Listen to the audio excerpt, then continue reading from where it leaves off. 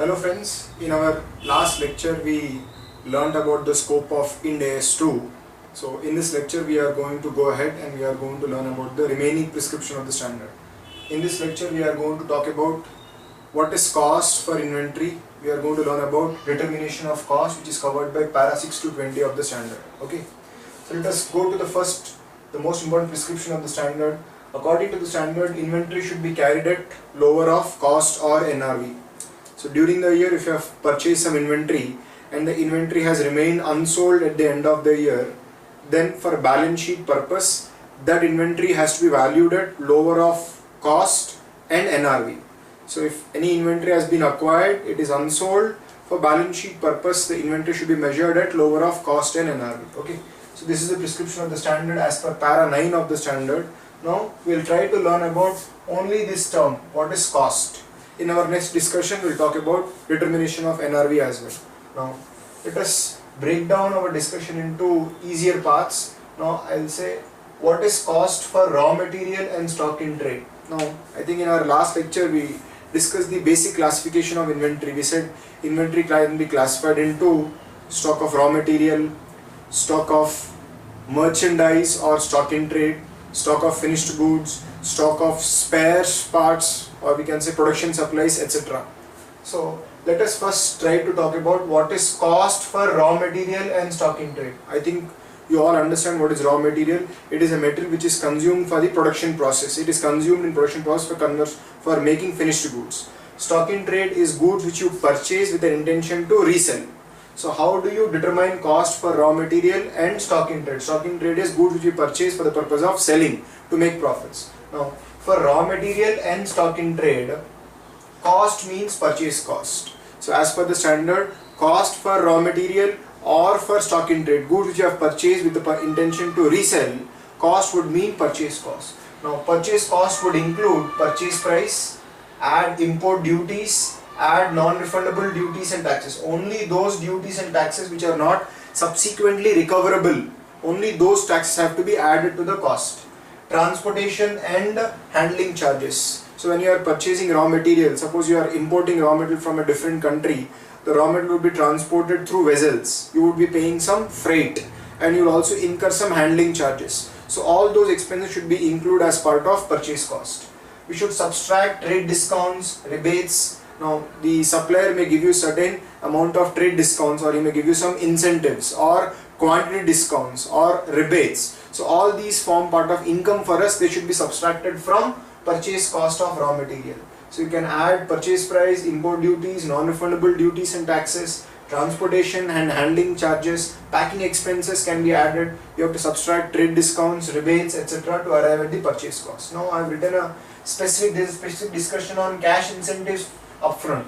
Suppose a supplier is providing you some cash incentives upfront. That means even before you purchase material from him, he is giving you some cash incentives. So what should be the treatment of these cash incentives? These cash incentives should also be subtracted to arrive at purchase cost of the material. So this is the discussion. Now let us go ahead and try to understand what is cost for finished goods and work in progress. So during the year I have purchased raw material, and with the help of equipment and people I am converting those raw material into finished goods. So how to arrive at cost for finished goods? How to arrive at cost for work in progress? What is work in progress? Semi-finished goods. Production process has started, but the production process is not yet complete. To call those raw material as finished goods. Production process is not yet complete. So there are some goods on which production process has started and completed. The goods are remaining unsold.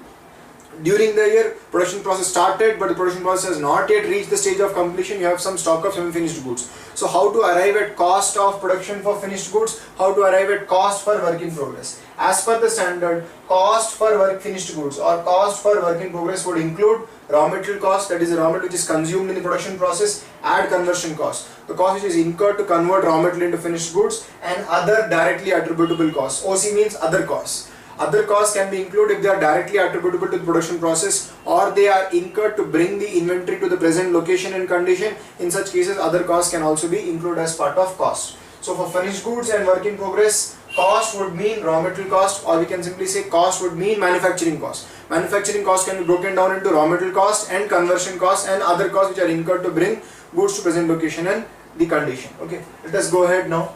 Now we'll talk about what is conversion cost.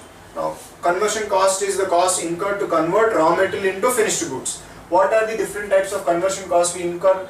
Wages. This is the amount of we can say the consideration which we pay to our workers for using their skill in converting raw material into finished goods. So wages is a part of conversion cost and production overheads. So there are also other indirect costs of production which are incurred for converting raw material into finished goods. See, in costing we have learnt about two types of expenses, direct expenses and indirect expenses. Direct expenses are those expenses which can be directly attributable to the product being produced. Indirect expenses are those expenses which cannot be directly attributed to the goods that are being produced, but which play an indirect role in converting the raw material into finished goods. So we are going to talk about conversion cost. Conversion cost includes wages, it also includes production overheads, it can include other direct expenses as well. So if you can identify any other direct expense which is incurred for the purpose of converting raw material into finished goods or which can be measured per unit of output, such expense can also be included as part of cost of production. Okay, next we come to the next discussion, that is production overheads. Now we said for valuation of finished goods we have to add raw material cost, wages and also production overheads. Conversion cost includes production overheads. Now the question arises, what is production overheads? Production overheads are indirect costs of production which are incurred for converting raw material into finished goods. It is not possible to find a one-to-one relationship between the expenditure and the unit being produced, or it is not possible to find out, or it is not possible to measure these expenses on a per unit basis. Such expenses are called as production overheads. Now I'll give you some examples of production overheads. See, if you are running a factory in a leased premises, the lease rental, the electricity, maintenance charges, insurance, depreciation, these are all production overheads. These expenses cannot be measured on a per unit basis. These are either period costs. We can say these costs are incurred for a period. So those production overheads we are going to discuss about now. Production overheads are classified into fixed production overheads and variable production overheads. Now what is fixed production overheads? What is variable production overheads? Fixed production overheads are those indirect costs of production which do not vary with level of output. That means irrespective of the level of output, even if the output increases or even if the output decreases, there is no change in these indirect costs of production. So such indirect costs of productions are called as fixed production overheads. So these are indirect costs of production which do not vary with level of output. That means with the change in output, the expenditure is not going to change. Such expenses are called as fixed production overheads. Examples of fixed production overheads can be depreciation of factory building. Irrespective of utilization, the depreciation will remain constant. Depreciation on machinery, equipment. If the depreciation depends upon we can say time, that means the life of the asset is measured in number of years. In such case, whether you produce goods or not, the depreciation will remain constant for the year. Maintenance of the factory building, maintenance of the machinery, insurance of the factory building, these expenses will remain constant irrespective of level of output. Factory management. Now, even for factory management, you will have some administration expenses. You will have a factory manager, you will have a supervisor, you will have a stores clerk. So you will have a lot of factory management expenses which are going to be incurred. Those factory management expenses remain relatively constant irrespective of level of output. So they all are included within the term fixed production overheads. And apart from fixed production overhead, there are also certain variable production overhead which we incur. What are variable production overheads? These are indirect costs of production, but which will vary with level of output. That means with increase in output, there will be increase in variable production overhead. With decrease in output, there will be decrease in variable production overheads. Considering variable production overheads as part of cost of production is not a difficult aspect because it depends upon actual usage.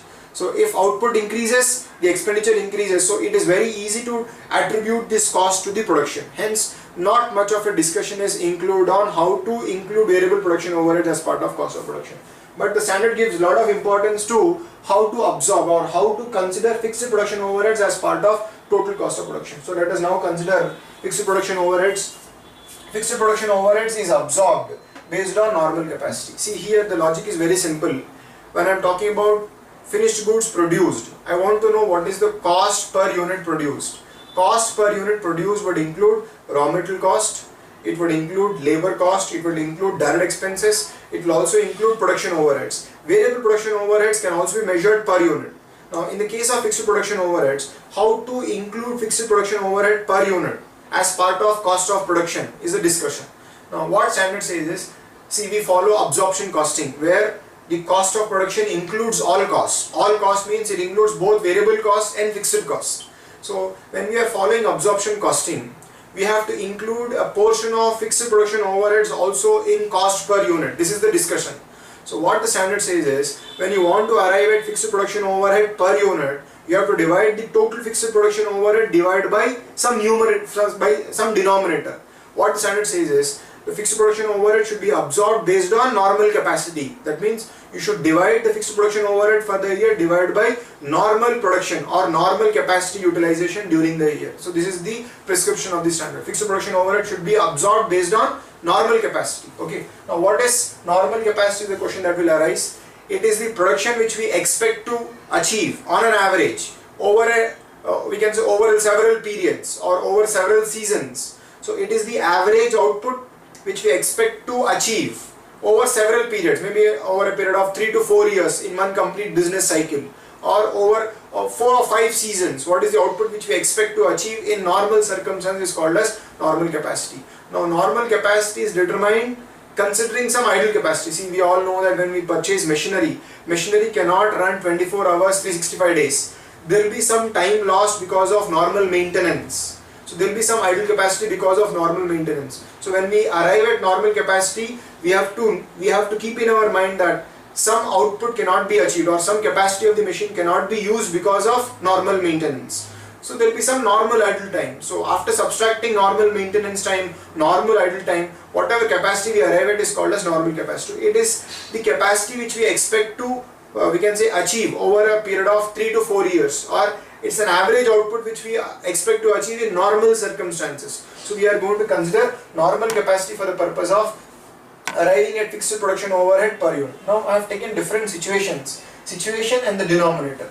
So to arrive at production overhead per unit, I need a numerator. The numerator is fixed overheads in rupees, divided by denominator. Denominator is capacity utilization or the production in units. Now what should be the denominator in different circumstances? When actual capacity utilized in a year is equal to normal capacity. These are all discussed by the standard only. When actual capacity utilized is equal to normal capacity, or we can say actual production is equal to normal production. In that particular case, you can use actual capacity utilized or actual production for arriving at production overhead per unit. Then the second situation, when actual capacity utilized is less than normal capacity. This situation will occur when there is some abnormal idle time or there is some idle facilities. We are not able to achieve the output which we desire to achieve. So when actual capacity utilized is less than normal capacity, in such cases standard says we have to use the denominator. The denominator should be normal capacity only. We should not divide the overheads by actual production. We should divide the overheads by normal production to arrive at cost per unit. Now the third situation is when actual capacity utilized is more than normal capacity. Now there can be a situation where you have hired highly skilled workers. Because of these highly skilled workers, we are able to achieve more than normal output, or due to abnormal efficiencies, we are able to achieve output which is more than normal output. In such cases, what the standard says is we should use actual capacity utilized as a denominator. To make this point clear, we have an illustration here. Let us take an example. I have prepared 3 columns here. Normal situation, that means where the output is equal to normal production, normal capacity. Second, where there can be a situation where we have idle capacity, that means we are not able to achieve our normal production. And the third situation is where we have produced more than normal capacity or where there is overutilization. See, fixed production overheads has been kept constant. Why fixed production overheads have been kept constant? You can say per annum. No. The nature of fixed production overheads is it remains constant irrespective of level of output. Hence, in any situation we can assume that fixed production overhead remains constant. So let us take the first situation first. In this first column, I am assuming that the output achieved is equal to normal production. There is no underutilization of capacity or there is no overutilization of capacity. Fixed production overhead is 10 lakh rupees per annum. It's just an assumption. Production is 10,000 units per annum. So 10 lakhs divided by 10,000, you get per unit cost 100. Denominator in this situation should also be equal to normal production only. So 10 lakh divided by 10,000 will be 100 rupees per unit. Absorbed. Now what do you mean absorbed? Out of the fixed production overheads incurred, how much should be included in cost of production? So it is 10 lakh. How have we arrived at? Output is 10,000 units into the fixed production overhead unit per unit is 100. 10,000 into 100 is 10 lakh. Cost incurred 10 lakh. Cost which has been considered as part of inventory 10 lakh. There is no under absorption. So we debit P&L account with 10 lakh overhead and then we include it as part of cost of production. Hence there is no unabsorption in this situation. Now let us go to the second situation, that is idle capacity. Now in this situation we can observe that even though our normal production is 10,000, in this situation we have been able to produce only 8,000. Suppose first year we are able to achieve normal output. Second year we are not able to achieve normal output, output is below normal output. Third year output is above normal output. So how do we deal with different situations? Now even in the second year fixed overhead will remain constant because that is the nature of the expenditure. And second, the production has not been achieved. I have written the title also here, idle capacity. Actual production is below normal production due to abnormal idle time or due to some abnormal circumstances the production was not achieved. So we have an output of 8,000 units only now. Now as per the standard, we cannot use this as the denominator for arriving at cost per unit. As per the standard, this is the point. When actual capacity utilized is less than normal capacity, the denominator should be used as normal capacity. So in this situation also, even though actual output is 8,000, we use normal output only for arriving at cost per unit. Okay, so 10 lakh divided by 10,000 remains again as 100. Now the overhead absorbed would be 8,000 units were produced and absorption rate per unit is 100. So we are going to include in inventory only 8 lakh. So the difference incurred is 10 lakh. Treated as part of cost of inventory is 8 lakh. So the amount unabsorbed, this is considered as period cost and debited to profit and loss account. So how you can imagine this? I am preparing a small account here. The amount incurred during the year was 10 lakh.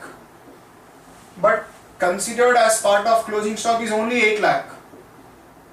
How did I arrive at this 8 lakh? 8,000 units were produced into cost per unit 100. Amount included as part of closing stock is only 8 lakh. So incurred is 10, including inventory is 8. So the difference 2 lakh automatically gets debited to P&L account in the form of period cost. So this difference of 2 lakh we call it as unabsorbed overheads will be debited to P&L account. Now what may happen is somebody may ask, suppose instead of using normal capacity I use actual capacity, what will happen? Suppose I divide 10 lakh by 8,000, what will happen is the fixed production overhead per unit charge would be 125. If you include 125 per unit as part of cost, the inventory, we can say we are unnecessarily burdening the inventory with cost of production. So we should not unnecessarily burden the inventory. Hence we are not going to use 125. We are going to include only 100 rupees as part of cost of production. Is it clear?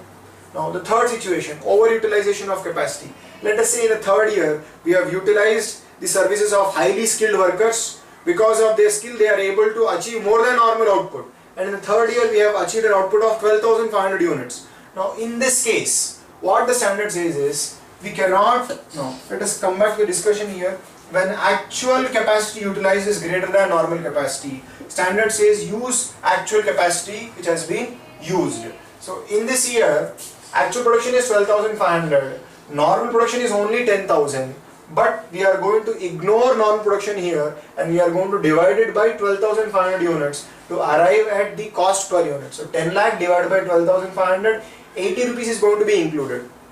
Now, so if you include 80 rupees, the amount absorbed would be 12,500 units into 80 rupees 10 lakh. There will be no under absorption. So in this case, we are using actual production. In this case, we use normal production. Here there was no difference between actual production and normal production, both were one and the same. Now here, why are we using actual production instead of using normal production? Let us suppose, instead of using actual production, here as well we use normal production. What will happen is, 10 lakh, if you divide it by 10,000 units, that is your normal production, the per unit cost would be 100 rupees, and if per unit cost is 100 rupees, you are going to include 12,500 into 100, we are going to include 12 lakh 50,000 rupees as part of cost of inventory, which is not correct, because inventory we have incurred only 10 lakh during the year. We cannot say that we have incurred 12 lakh 50,000. The general principle is inventory cannot be valued at more than the cost which has been incurred to produce inventory.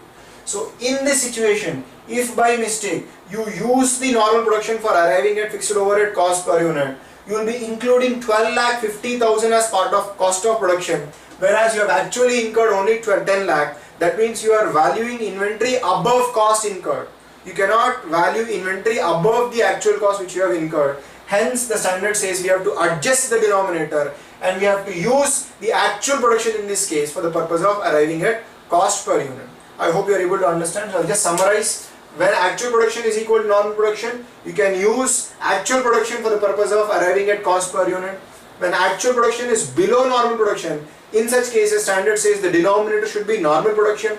In the third case, when the actual production is more than normal production, the standard says again you have to adjust the denominator and we have to use actual production for the purpose of arriving at cost per unit. I hope the example is clear for you. So let us come to the next discussion. How is variable overheads absorbed? The standard is very easy based on actual usage. So it is very easy to find a relationship between variable overheads and cost per unit. Hence we are going to include it as part of cost of production based on actual usage only. Now the other costs. Can we include any other cost as part of cost? The standard says only directly attributable can be included. That means any cost incurred to bring inventory to present location and condition, such cost can be included. Example, a customer has placed an order for making a product with us. We have taken the help of an architect or a technical person for designing the product for us. And whatever cost we have incurred to get the product designed, it is specifically chargeable to the customer. The customer agrees to bear that cost. In such cases, those costs can also be included as part of cost of production. So, any expenditure which is directly attributable, which is incurred for the purpose of bringing inventory to present location and condition, definitely can be included. One more example I can give you is, you are manufacturing cars and you want to get these cars painted. We can say with some modern painting, modern art is to be painted on this car. We subcontract this work to somebody else, outsider. We pay him some expenses. So those expenses can also be included as part of cost of production. Next, let us come to the next discussion, borrowing cost. Now, can you include borrowing cost as part of cost of production? Now, inclusion of borrowing cost as part of cost of an asset is within the scope of Indas 23. So Indas 23 provides limited circumstances in which borrowing cost can be included as part of cost of inventory. As per Indas 23, if there is a qualifying asset means an asset which takes substantial period of time to get ready for its intended use or sale.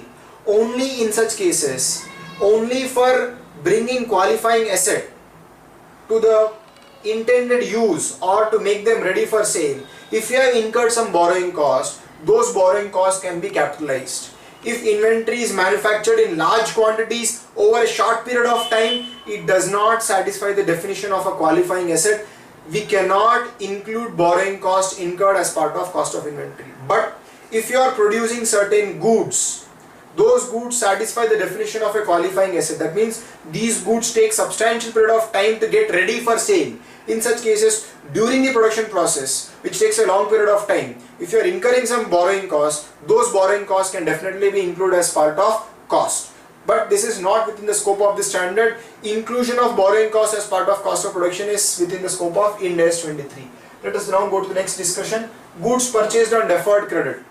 Sometimes the supplier may give us extended periods of credit. That means he is not selling us the goods on normal credit period, he is giving us extended period. Normal credit terms is say 30 days, but he is giving us 60 days, not 60 days, he is giving us 6 months, 12 months, 9 months time. When he is giving us extended periods of credit, definitely the purchase price would include some interest component. So what standard says is, when you are purchasing the goods on extended credit period, the purchase price would include some interest component. That interest component cannot be considered as purchase cost. It has to be debited to the profit and loss account as part of finance charges. So what the standard says is, find out the difference between the normal purchase price and the purchase price based on deferred credit term. The difference is interest expense to be debited to P&L account. I'll give an example. Suppose you go and buy goods for cash. The cash price is 47,500. But you are purchasing the goods from the supplier on 6 months credit. But now the price increases from 47,500 to 50,000. So when I go and purchase it for cash, it is 47,500. But when I am purchasing it on 6 months credit, the price is 50,000. So the difference, 2,500, is interest. It cannot be included as part of purchase cost. It should be debited to P&L account in the form of finance charges. So this is the discussion on goods purchased on deferred credit. Exclusions. Certain costs cannot be considered as part of cost. What are they? Administration overheads. Administration overheads which do not, we can say, contribute in bringing the inventory to present location and condition. Such administration overheads are excluded from cost. Second, selling and distribution overheads. So if you are incurring some advertisement costs, you are incurring some marketing costs, you are paying some commission to traders, to brokers to get your goods sold, those selling and distribution expenses cannot be considered as part of cost. Storage cost. No. You are storing your finished goods in a godown. Can you include storage costs as part of cost? The standard says if storage is a part of the production process, before the next stage in the production process can commence, the goods have to be stored. We can say the goods have to be stored for a substantial period of time to get ready for sale. In such cases, storage cost can be included as part of cost of production. Inability to sell, you are not able to sell the goods, hence you are storing it, storage cost cannot be included as part of cost. Next, abnormal amount of wasted material, labor and overheads. During the production process, abnormal amount of raw material was wasted, or during the production process, abnormal amount of labor time was wasted, overheads have been wasted. In such cases, abnormal amounts of wastages of material, labor and overheads cannot be included. Normal losses, yes, they can be definitely be included as part of cost of production. Next, we come to joint products now. So how do you deal with joint products? What standard says is, now what is a joint product? Out of a common production process or out of a joint production process, the raw material which is used in the joint production process at a particular stage splits, or we can say it becomes 4 or 5 different products. So one raw material, one common production process, but the output is more than one output or more than one type of output. So such products are called as joint products. I'll give you an example. When you process crude oil, there are various types of oil which comes out of the refining process. So during the refining process, you get out of crude oil, petroleum is produced, diesel is produced, kerosene is produced, some petrochemicals are produced. These products are produced out of a joint production process, out of common raw material, that is crude oil. So how to arrive at cost of production of petrol, diesel, kerosene, petrochemicals is the question. So what standard says is, on a rational and a consistent basis, the joint cost of production have to be allocated to the various products which have been produced out of the common production process. So what standard says is, on a rational and a consistent basis. So examples have been given. We may use, so let us say the joint production process, refining of crude oil, and the various products produced are petroleum, kerosene, diesel, petrochemicals. What standard says is, at split off stage, the stage where the raw material splits into various different types of products, at that stage find out their sales value in the market and take the relative sales value of this output for allocating the joint cost of production. So examples have been given by the standard how to split the joint production cost to various joint products produced. So you may use the relative sales value at split off stage.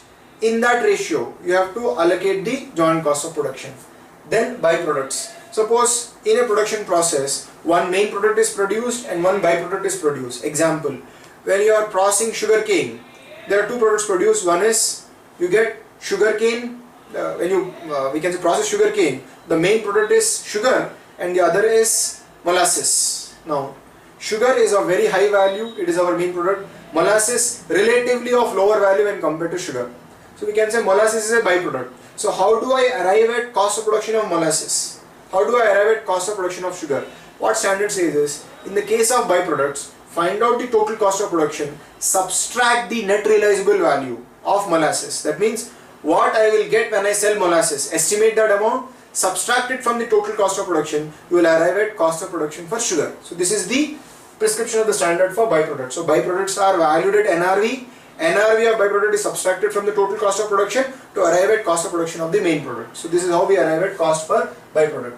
Next, harvest from biological assets. Suppose you are a farmer who has an apple farm.